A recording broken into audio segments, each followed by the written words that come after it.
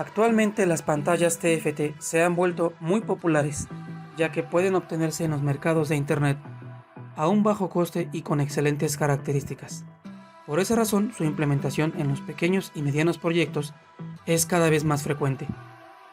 En este video hablaremos de un modelo en específico, la problemática que presenta al utilizar las librerías estándar y cómo solucionarlos.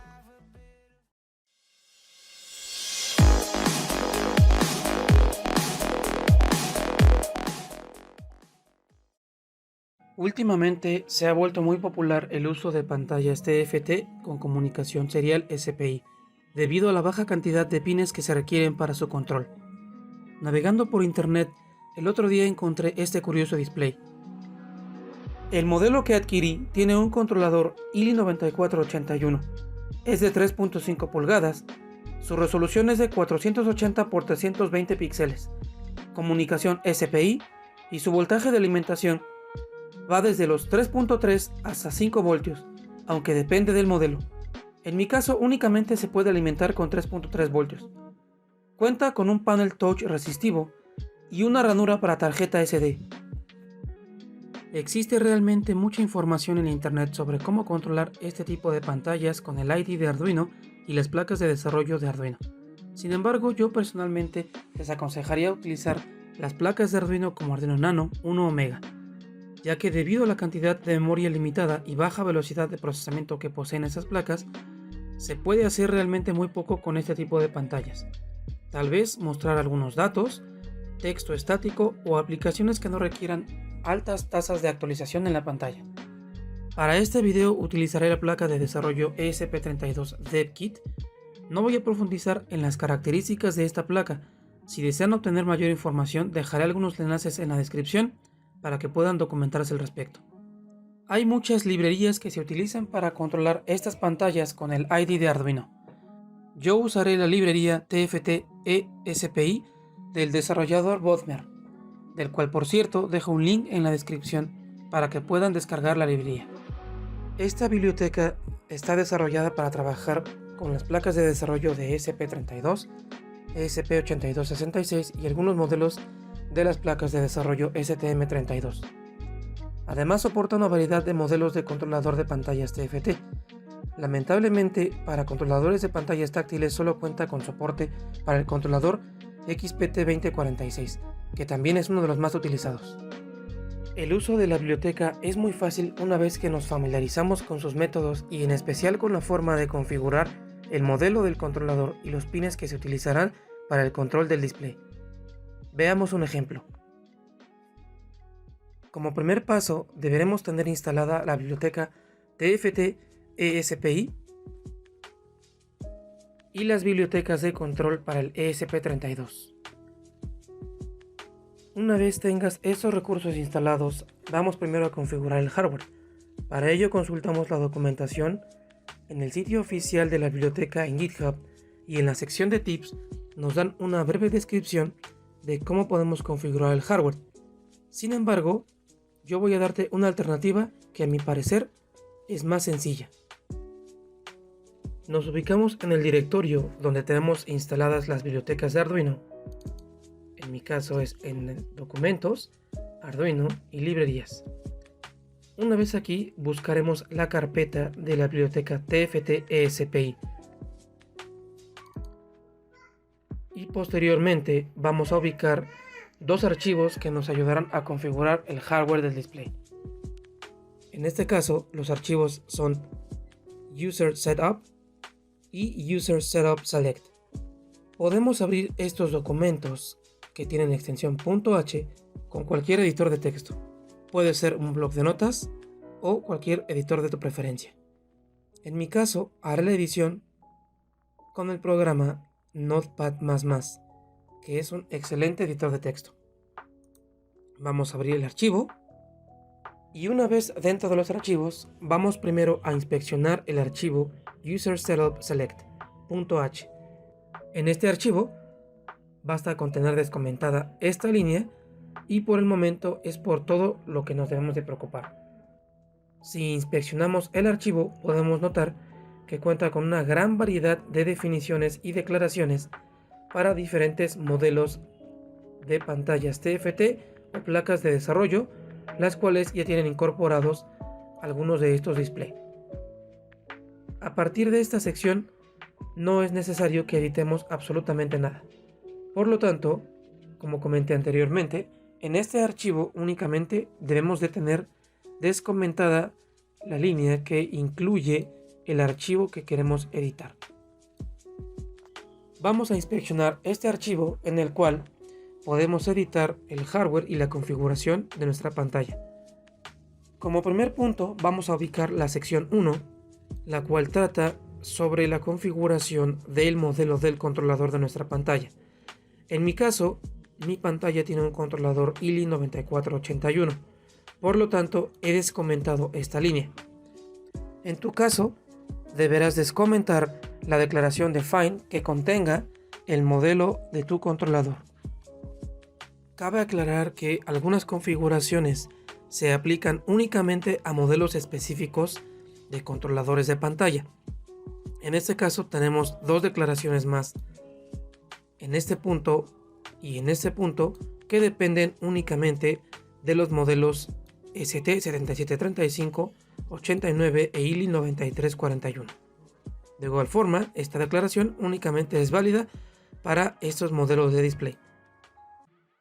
Por lo tanto, omitimos todas estas configuraciones y las dejamos tal cual se encuentran.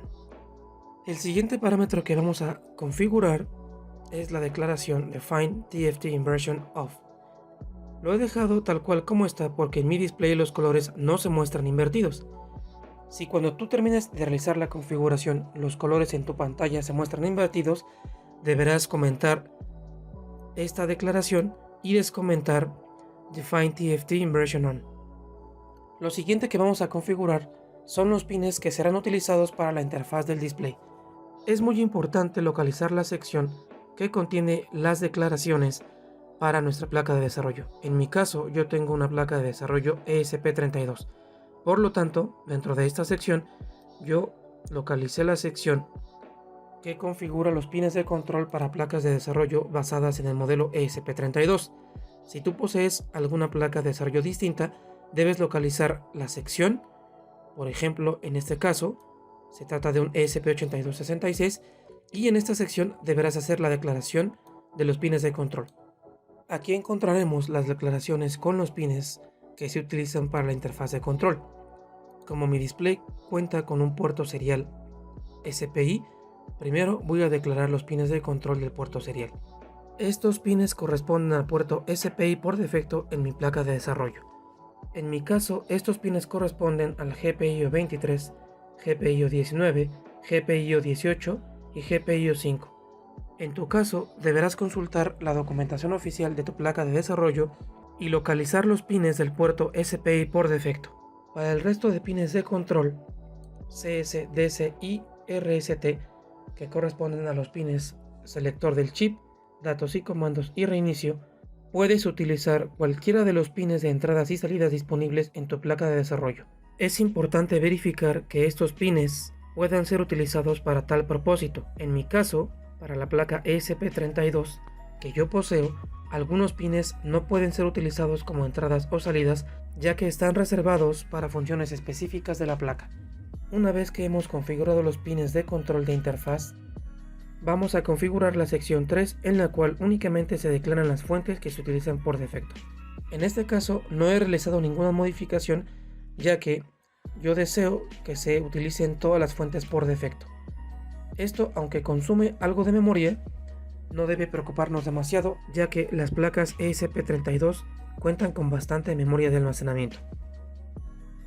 Finalmente, en la sección 4 vamos a configurar opciones relacionadas con la frecuencia de trabajo del puerto serie SPI. La opción por defecto es una frecuencia de 10 MHz.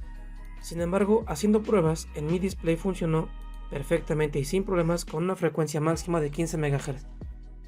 Para frecuencias más altas el display simplemente ya no respondía. Por esa razón es que agregué esta línea de código en la cual especifico una frecuencia de trabajo de 15 MHz. Las últimas dos opciones las he dejado tal cual están. pero podemos modificarlas si lo deseamos siempre y cuando nuestro display o el controlador de nuestro display lo permita. En este caso, el último parámetro habla sobre la frecuencia de trabajo de la pantalla táctil. Como para este ejemplo no lo utilizaré, vamos a omitir este parámetro. Una vez hayamos terminado de configurar todos los parámetros en nuestro archivo de configuración de usuario, veamos un ejemplo.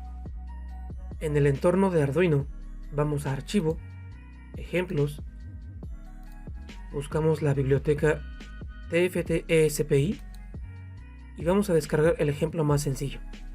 Como mi display tiene una resolución de 480x320, voy a acceder a los ejemplos de esa sección. Vamos a descargar el ejemplo más sencillo, UTFT Demo 480x320. En este ejemplo no tenemos que hacer ninguna modificación, puesto que ya hemos hecho todas las configuraciones posibles en el archivo de configuración de usuario. Simplemente seleccionamos nuestra placa de desarrollo, en mi caso la ESP32 Dev Module, y posteriormente el puerto en donde se encuentra conectado. Procedemos a hacer la descarga y listo, nuestro archivo se ha descargado.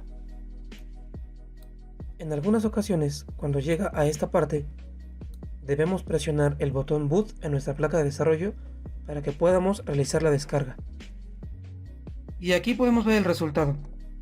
Lo primero que notamos es que en efecto los colores se muestran invertidos, y eso tiene fácil solución. Simplemente editamos el archivo de configuración de usuario.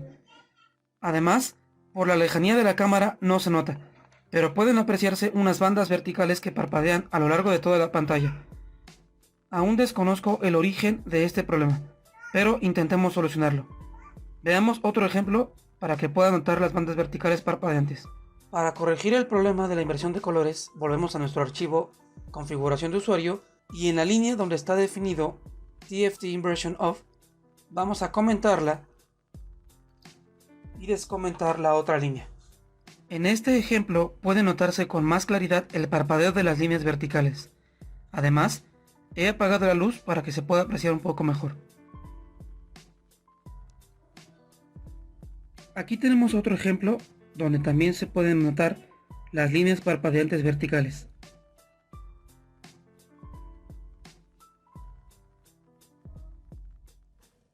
En un principio creí que se trataba de la fuente de alimentación, así que realicé las conexiones nuevamente cambiando los cables, pero tuve el mismo resultado.